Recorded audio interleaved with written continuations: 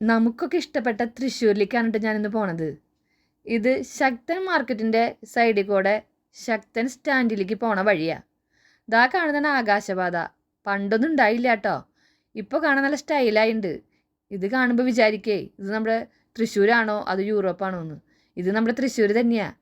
ഇതിലൂടെ പോകുമ്പോൾ റൈറ്റ് സൈഡിൽ കാണുന്നതാണ് നമ്മുടെ ശക്തൻ മാർക്കറ്റ്.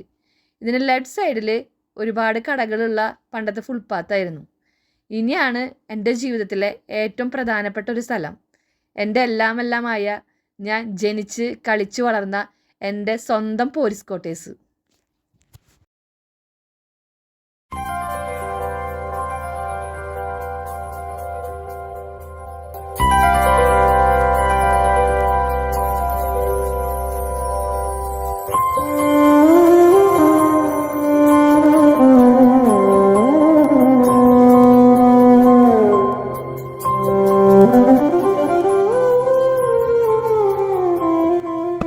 ഞാനൊരു തൃശ്ശൂര് നമ്മുടെ ശക്തൻ സ്റ്റാൻഡിനും മുനിസിപ്പൽ സ്റ്റാൻഡിനും ഇടയിലുള്ള ഒരു ഈസ്റ്റ് പോലീസ് ക്വാർട്ടേഴ്സ് ഉണ്ട്. സാംസ്കാരിക നഗരായ തൃശ്ശൂരിന്റെ ഹൃദയഭാഗത്തുള്ള കൊച്ചു ഗ്രാമം. ഞങ്ങളെ സംബന്ധിച്ചത് വലിയൊരു ഗ്രാമാന്തരീക്ഷത്തിൽ ജീവിച്ച നഗരത്തിലുള്ള കുറെ ആളുകളായിരുന്നു ഞങ്ങള് 72 ക്വാർട്ടേഴ്സ് ഉണ്ട്. അതായത് ഇതാണ് ഞങ്ങളുടെ ക്വാർട്ടേഴ്സ്. അതായത് ഒരു ചുവരിന്റെ അപ്പുറത്തും ഇപ്പുറത്തും 2 വീടുകൾ.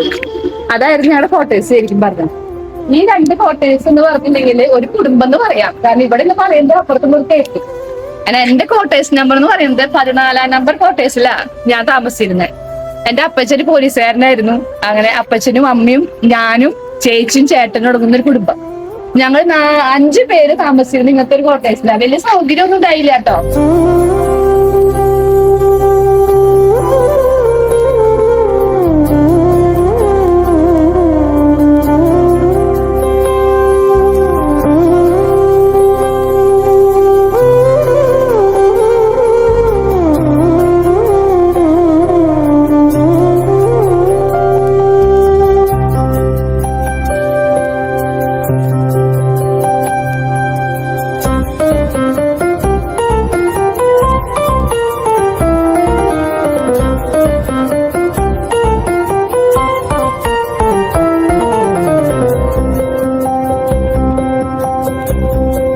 ഞാൻ കൗൺസിലറായിട്ട് ഒരുപാട് കേസുകൾ കേൾക്കുമ്പോ കുറെ കുട്ടികളുടെ പ്രശ്നങ്ങള്, അതുപോലെ ദാമ്പത്യ പ്രശ്നങ്ങളൊക്കെ കേൾക്കാറുണ്ട് കുറെ കൗൺസിലിങ്ങില്.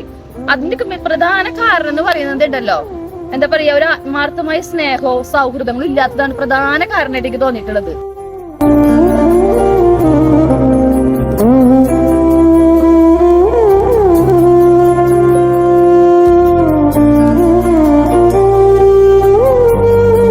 ഞാൻ എന്റെ സ്കൂള് കഴിഞ്ഞ് കോളേജ് കഴിഞ്ഞ് എന്റെ വീട്ടിലേക്ക് വരുമ്പോ എന്റെ അമ്മോട് പറയണേക്കാൾ കൂടുതൽ എന്റെ അപ്പുറത്തുള്ള വിജയിച്ചോട് പറയാറുണ്ട്. എല്ലാവരുടെ വിശേഷം പറയുന്ന ഒരു ഞങ്ങളുടെ ചവിട്ട്. എന്റെ വീട് പൊളിച്ചു കളഞ്ഞു. പക്ഷെ ഈ ചവിട്ടിൽ ഇരുന്ന് കഴിഞ്ഞാൽ ചുറ്റുള്ള വീടുകളിലൊക്കെ വിശേഷം നമുക്ക് കേൾക്കാൻ പറ്റും. കുറെ കഷ്ടപ്പാടുണ്ട്, ബുദ്ധിമുട്ടുണ്ടായിട്ടുണ്ട്, ദുരിതങ്ങളൊക്കെ ഉണ്ടായിട്ടുണ്ട്.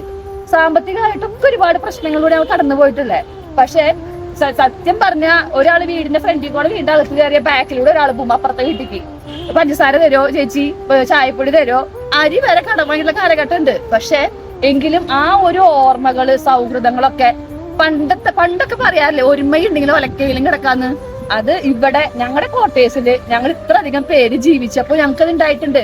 ഒരുമയോടുകൂടി വളരെ സന്തോഷമായിട്ട് ജീവിച്ചു പോയൊരു കാലഘട്ടമായിരുന്നു ഞങ്ങളുടെ ക്വാർട്ടേഴ്സിലുള്ളത്.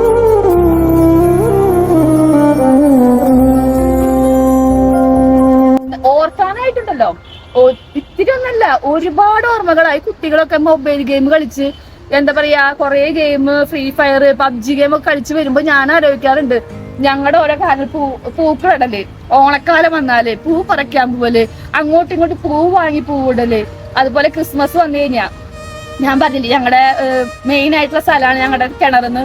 ഇവിടെ ഞങ്ങൾ കരോള് സ്റ്റാർട്ട് ചെയ്യാം. അത് 2-3 ദിവസം മുന്നേ തുടങ്ങും. അതിന്റെ തയ്യാറെടുപ്പ് ഉണ്ണിമോളേച്ചി ബെൻസേച്ച കൂടിയാ ഞങ്ങൾ കരോള് തുടങ്ങാം. അങ്ങനെ കരോളിൽ എല്ലാവരും, ഞാനൊക്കെ എത്രയോ വട്ടം ഹൗസിതാവും മാലാഖയൊക്കെ ആയിട്ടെന്ന് അറിയോ. അങ്ങനെ ഞങ്ങൾ പപ്പയൊക്കെ ആയി എല്ലാ വീടുകളിൽ പോയി അവസാന ക്രിസ്മസിന് അങ്ങോട്ട് കേക്ക് മുറിച്ച് കഴിച്ച് എന്ത് രസമായിരുന്നു അന്നൊക്കെ കാലഘട്ടം. അതുപോലെ തന്നെ എന്തോ. പിന്നെ ഞങ്ങളുടെ ഏറ്റവും വലിയൊരു വൈബ് എന്ന് പറഞ്ഞാൽ പുത്തമ്പടി പെരുന്നാളാ. ഞങ്ങളുടെ ക്വാർട്ടേഴ്സിൽ പട്ടാളം റോഡ് പോലീസ് ക്വാർട്ടേഴ്സിന്റെ അമ്പ് അതുണ്ടല്ലോ. അവിടെ പോലീസ് സ്റ്റേഷൻ ആണെങ്കിൽ അവിടെ നിന്ന് എന്റെ വീടൊക്കെ കാണാം. അന്ന് ഞങ്ങൾ ഫുള്ള് മാലബൾബ് ഇട്ട് ഞങ്ങളിടും കുഞ്ഞുമോളേശ്വരും എല്ലാവരും ഇടും. ഫുള്ള് മാലബൾബ് ഇട്ട് എന്ത് രസമാണ്. ഒരു അമ്പ് വന്നു കഴിഞ്ഞാൽ കൊട്ടലും അവിടെയാണ് വെള്ളം കുടിക്കല്, പടക്കം പൊട്ടിക്കല്. ആ വൈബൊന്നും ഇപ്പൊ ഇല്ല പിള്ളേർക്ക്.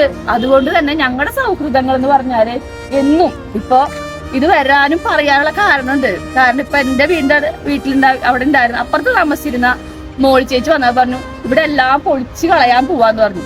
ഞങ്ങളുടെ ഇവിടെ ഓൾറെഡി പൊളിച്ചു. അവിടെ എന്തോ പോലീസ് സ്റ്റേഷൻ പണിയാൻ പോവാന്ന് കേട്ടെ. പക്ഷെ ബാക്കിയുള്ളതും കൂടി പൊളിക്കാന്ന് കേട്ടപ്പോണ്ടല്ലോ നെഞ്ച് തകർന്നു പോയി. കാരണം ഞങ്ങളുടെ ഓർമ്മകള് ഈ വഴിക്ക് ഇങ്ങനെ ശക്തൻ സ്റ്റാൻഡിൽ നിന്ന് മുനിസിപ്പൽ സ്റ്റാൻഡിലേക്ക് നടന്നു പോവാം, ഫുട്പാത്തിൽ കൂടെ പോവാം. ആ ഫുട്പാത്തിൽ കൂടെ പോകുമ്പോൾ ഇങ്ങോട്ട് നോക്കുമ്പോ ഇവിടെ ആരൊക്കെ ഉണ്ടെന്നുള്ളൊരു തോന്നലുണ്ടായിരുന്നു. അത് പോവാന്ന് പറഞ്ഞപ്പോ ഭയങ്കര സങ്കടമായി പോയി.